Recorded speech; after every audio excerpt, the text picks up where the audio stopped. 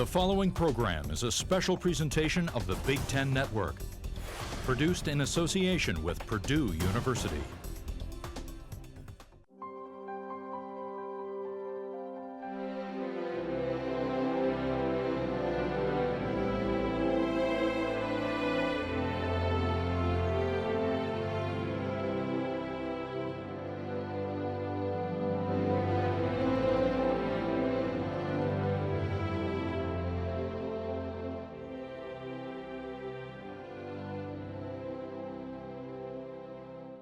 He is revered by college basketball fans everywhere. The philosophical coach who propelled UCLA basketball to towering heights of success unmatched in all of college sports. Among them, an 88-game winning streak and 10 national championship seasons in an 11-year span. By all accounts, John Wooden's coaching resume remains the gold standard for all past and future coaches. But behind the magical success of this West Coast legend lay years of perseverance through sacrifice and heartache. It is a story of an Indiana rubber man who ultimately became the Wizard of Westwood. A story that took root on an Indiana farm in 1910, some 80 miles from Boilermaker country and the record books beyond.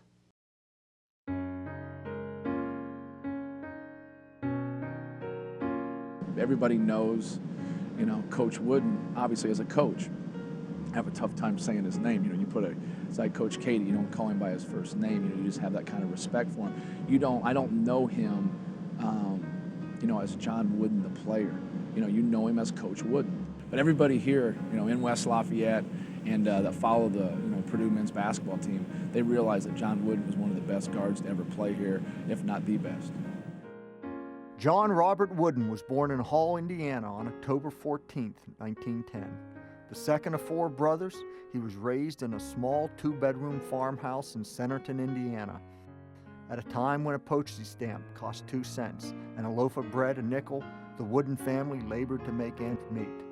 Without plumbing or electricity, John's father, Joshua, worked the farm and hunted rabbits for additional food. To keep warm on cold, wintry nights, his wife, Roxy, would tuck the kids into bed with heated bricks from a wood-burning stove. However strenuous their life was in Centerton, Joshua Wooden encouraged his boys to make each day their masterpiece, preaching honesty, hard work, and appreciation for good books. My dad, he had certain things. He said there's always time for play. That's after the chores and the studies are done, of course. He read to us every night. We didn't have electricity or running water or anything on the farm. And he would read poetry and read scriptures to us every night. Initially, John's father dismissed sports as a simple distraction from chores. In the end, he gave way to his energetic children, building a baseball field behind the barn, and more importantly, cutting the bottom out of an old tomato basket. I think that just being born in Indiana, in those years, and any young fellow is going to be interested in basketball. It's just the natural thing. Dad tacked up an old tomato basket, and Mother took an old cotton sock and filled it with rags, making it as round as she possibly could, and that's where I first started. By the age of 11, John Wooden had joined the Centerton grade school basketball team, where games were played outdoors on a dirt court littered with rocks and potholes. The school's principal, Earl Warner, also served as the basketball coach. He quickly recognized the talents of his young guard, but he was more interested in teaching the kids accountability and teamwork. One afternoon, just hours before a game, Johnny showed up without his uniform. When Coach Warner threatened to bench him, he bolted home to retrieve his jersey, arriving back at school out of breath just before tip-off. Still, he was forced to sit on the bench, watching his Centerton teammates trail in a close ball game. As the final minutes ticked away, Johnny finally shouted to his coach, "Put me in the game. We can still win this one." Earl Warner replied, "Johnny, there's more important things than winning and losing." Centerton lost by 2 points.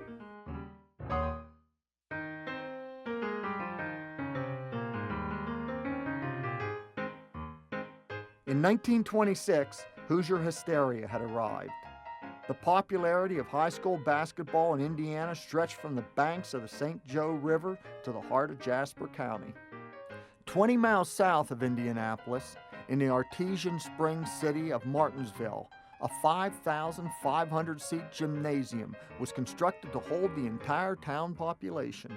You know what, Martinsville was one of the best-known cities as far as basketball was concerned at that time. If you ever see old film, the defensive stances, they often played several feet off of a player. There wasn't that, right on the ball pressure defense. There wasn't a lot of trapping. You had to center jump after every made basket, which means the teams returned to half court and the referee threw the ball up and you started all over again. It was a lot harder to fast break because of that style. It was a very, very different game.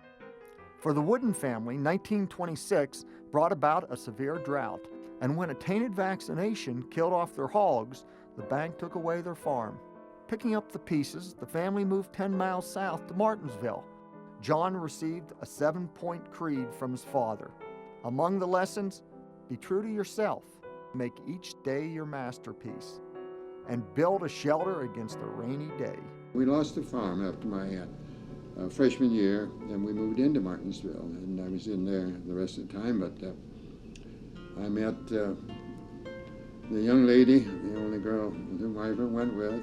When John first spotted Nellie Riley at a county fair in 1926, it was love at first sight.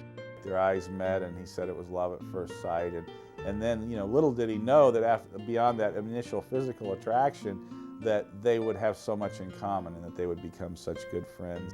After years of dribbling lopsided basketballs over outdoor terrain, young Wooden's ability on the hard court impressed Martinsville basketball coach Glenn Curtis. For Johnny Wooden, a new life was about to begin.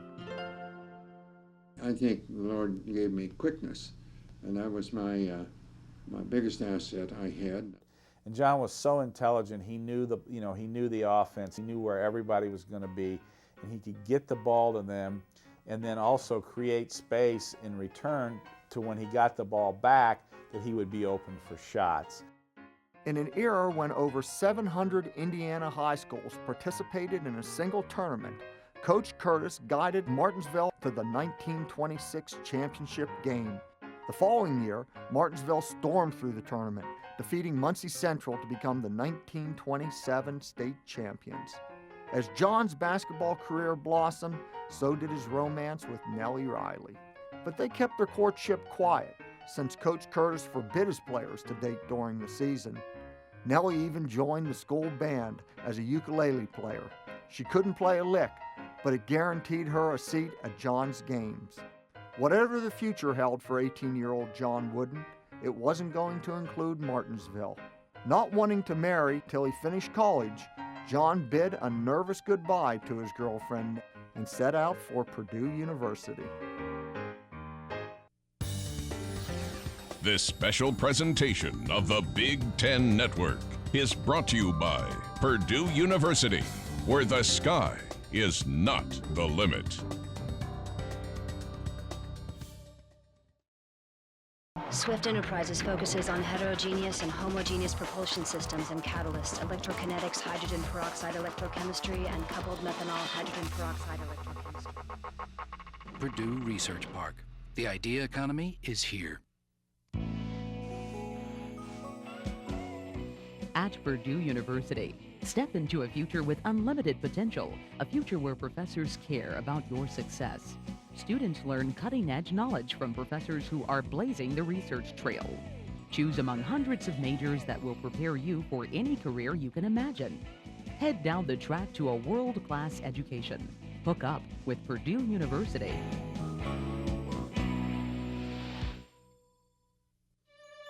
From the Indiana dunes to the banks of the Ohio, from high-powered boardrooms to corn-powered biofuels, Indiana's economic renaissance is powered in part by Purdue University.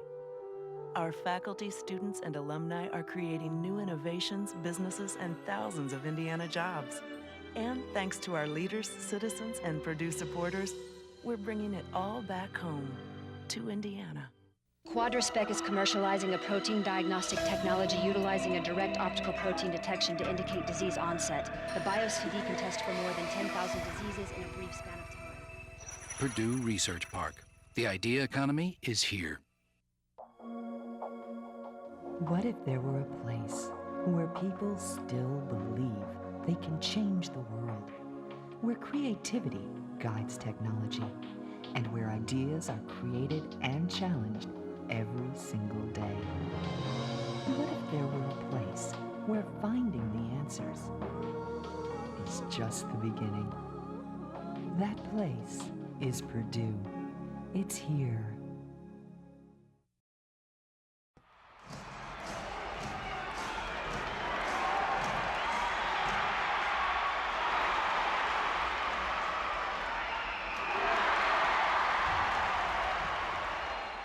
Glenn Robinson wore number 13, and we had heard that John Wooden wore number 13, but we couldn't find evidence of that in the files. The John Wooden material always showed pictures of people from the front, and in those days they didn't put numbers on the fronts of jerseys, only on the back. So I thought, well, the best way to settle this is let's call him. So I called him one day, this was like 1994, get him on the phone and said, John, we're doing a little research and just wanted to verify something. Is it true that you wore number 13? He said, oh yes, my senior year I wore number 13. I said, well, you know, Glenn Robinson wears number 13, and he is, you know, the National Player of the Year. You were our National Player of the Year. And I said, so you have something in common with Glenn Robinson. He says, oh yes, but I'm much better above the rim.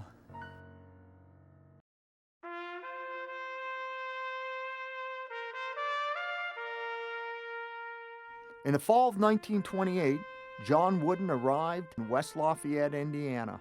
Already renowned for its excellence in engineering, agriculture, and aviation, the sprawling Purdue campus of 6,000 students seemed the proper fit for an undergraduate engineer. At that time, I wanted to become a civil engineer. That's the main reason I went to Purdue. I didn't know that you had to go to civil camp every summer to get your degree in civil engineering. There were no athletic scholarships, and my parents had no financial means to help. I had to work in the summers to help. So I just changed to a liberal arts coach, majored in English. I knew that's what I was going to do. And I never regret.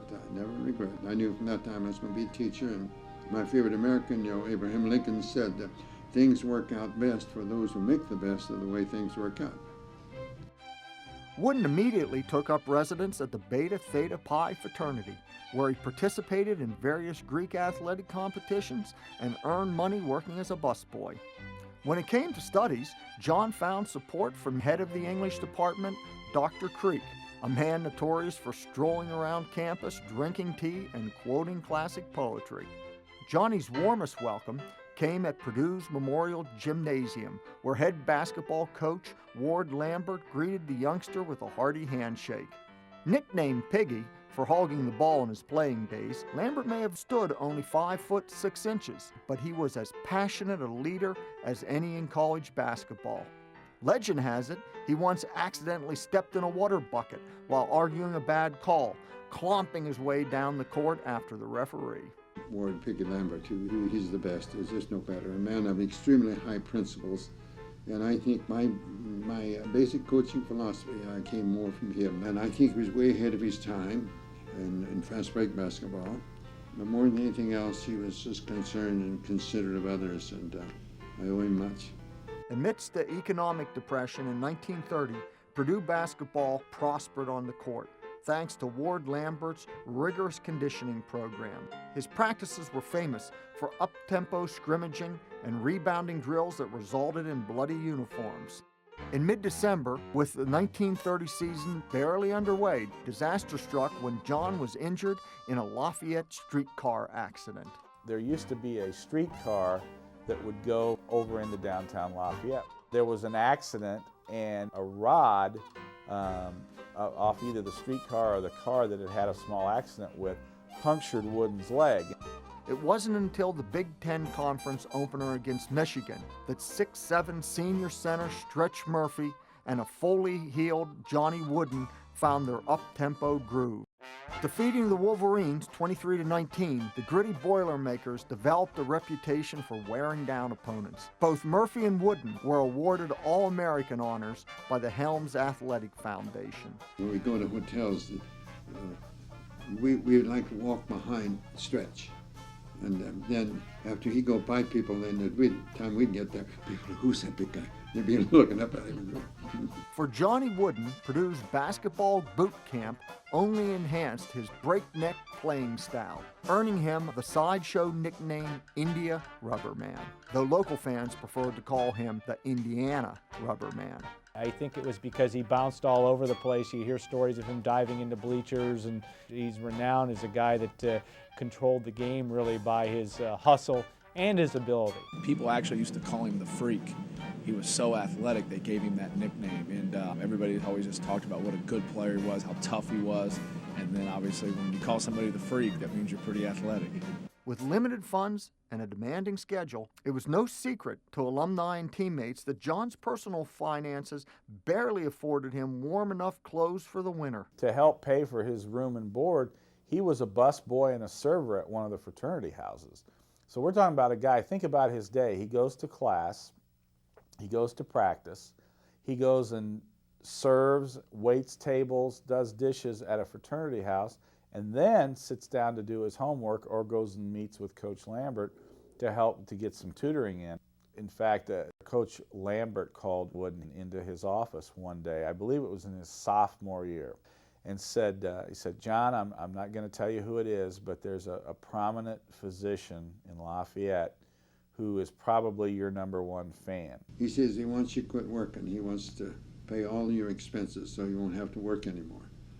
Oh, I thought that's something. And he said, well, how are you going to pay him back? And I said, well, maybe I am misunderstood. I thought he just wanted to do it. Well, he said, yes, he wants to do it, and he's not expecting to be paid. I just thought you're the kind of person that want to pay him back, but you think it over for a little while and come in and see me. So for the end of the semester of the school year, I went in to see him, and he said, well, what'd you decide? And I said, well, I'm getting along all right, I'll continue. He said, that's what I thought you'd say.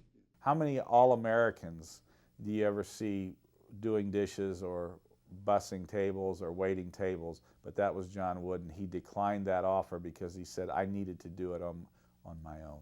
When the football team traveled to Soldier Field, John sold concessions to excited and inebriated Purdue alumni. You know, instead of fan buses back then, there would be fan trains. And when Purdue went to Indiana or they went to the University of Chicago to play, John would, the night before, stay up and make these sandwiches, and he would even get some gold and black ribbon to tie around the sandwich in its wrapping so that it would be a Purdue sandwich.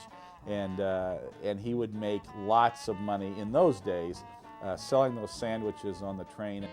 In the rebuilding year that followed Stretch Murphy's graduation, Purdue posted a 12-5 record, with Johnny Wooden again reaping All-American honors. Thanks to some heartfelt letters pouring in from his Martinsville sweetheart Nellie Riley, John stood poised to make his final year at Purdue one worth remembering. How far would you need to go to see the future? To find out now how new technologies will transform your business and open the door to unseen opportunity. Where would you look for ideas that can take you further? Purdue. It's here. Akina Incorporated specializes in the development and research of novel drug delivery technologies that include superporous hydrogels for gastric retention and diet control, hydrotropic polymer micelle for delivery of... Purdue Research Park. The idea economy is here. This is the moment, my final test. Destiny beckons, I never reckon second best. When I look back, I will recall moment for moment, the greatest moment of them all. Space LLC develops advanced injector and combustion initiation technologies for chemical propellant rocket engines to achieve mission velocity increment requirements at maximum propellant mass fractions and specific impulses. Purdue Research Park. The idea economy is here. At Purdue University, step into a future with unlimited potential, a future where professors care about your success. Students learn cutting-edge knowledge from professors who are blazing the research trail. Choose among hundreds of majors that will prepare you for any career you can imagine. Head down the track to a world-class education. Hook up with Purdue University.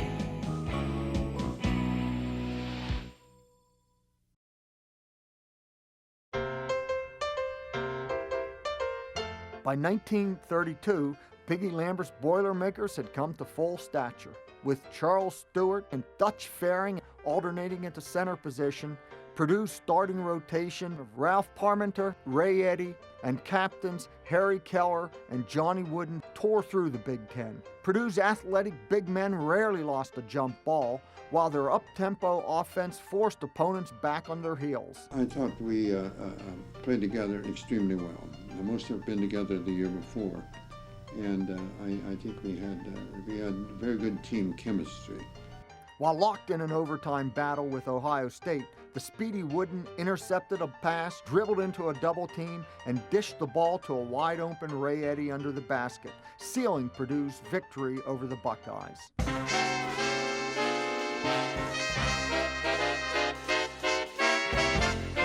In an era before AP rankings and postseason tournaments, the Helms Athletic Foundation awarded Purdue the national championship title and honored John Wooden as an All-American for the third straight season. The 1932 Purdue team finished 17-1, won the Big Ten championship, and was deemed by the media as a national champion. It was 7 years before the start of the NCAA tournament, so Purdue laid claim, and certainly in the days before lots of rankings and a lot of attention to rankings, I think that Purdue team deserved it as much as anybody else. From just everybody that I've spoken with that knew anything about that team, in January and February, there was nobody in the world that was going to beat that basketball team. They were just terrific. They forced the tempo, they defended. Wooden, I believe, led the Big Ten in scoring. And literally that team just kind of rode off into the sunset with the championship. The 1932 Purdue Boilermakers are not forgotten, but for all their glory, they are remnants of an era prior to the NCAA tournament. And perhaps because of this, their success largely remains a shrouded footnote in college basketball history. PC Krause & Associates utilizes advanced modeling and simulation to design and analyze future integrated power systems for military and commercial applications.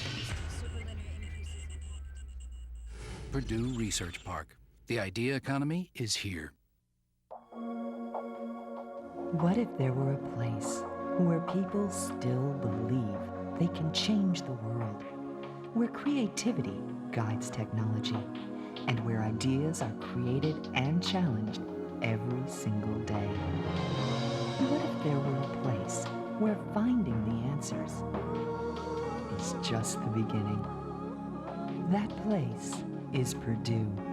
It's here.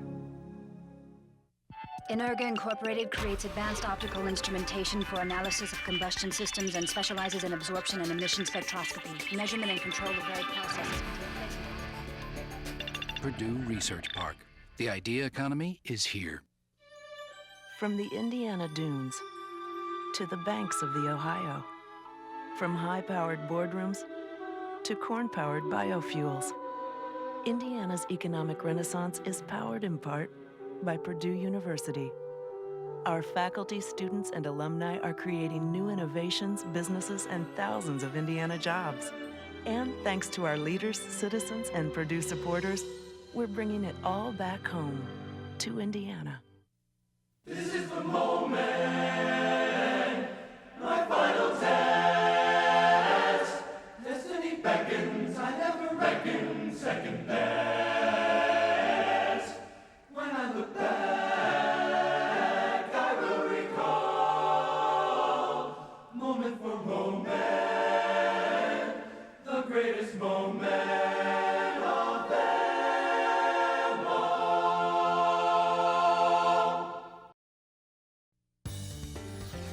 This special presentation of the Big Ten Network is brought to you by Purdue University, where the sky is not the limit. For Johnny Wooden, 4 years of basketball, undergraduate studies, and countless part-time jobs had come to an end.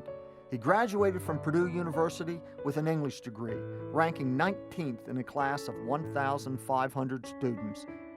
3 months after graduating from Purdue, John finally tied the knot with his longtime sweetheart, Nellie Riley, raising 2 children and enjoying 53 years of marriage. In the decade that followed, he worked as a high school coach and English teacher in Dayton, Kentucky and South Bend, Indiana.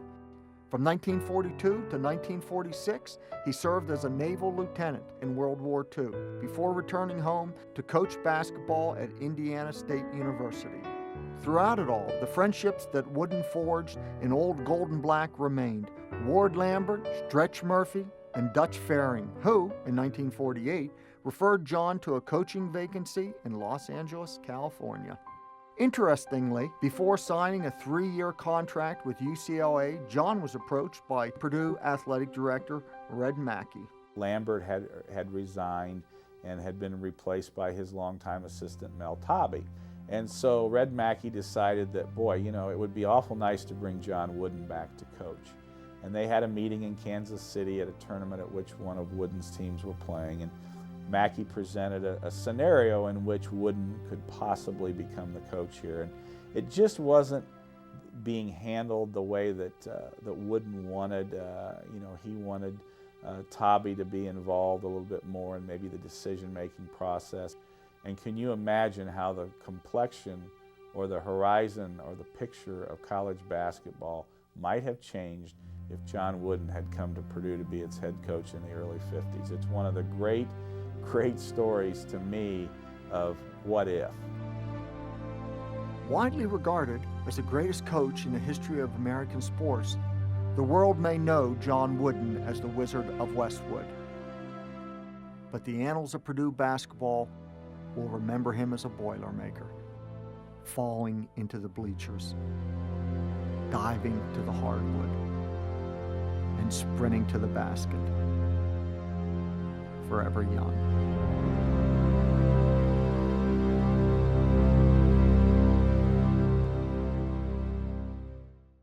Several years after he retired from basketball, John Wooden was asked if he thought he had lived up to the 7-point creed that his father had given him.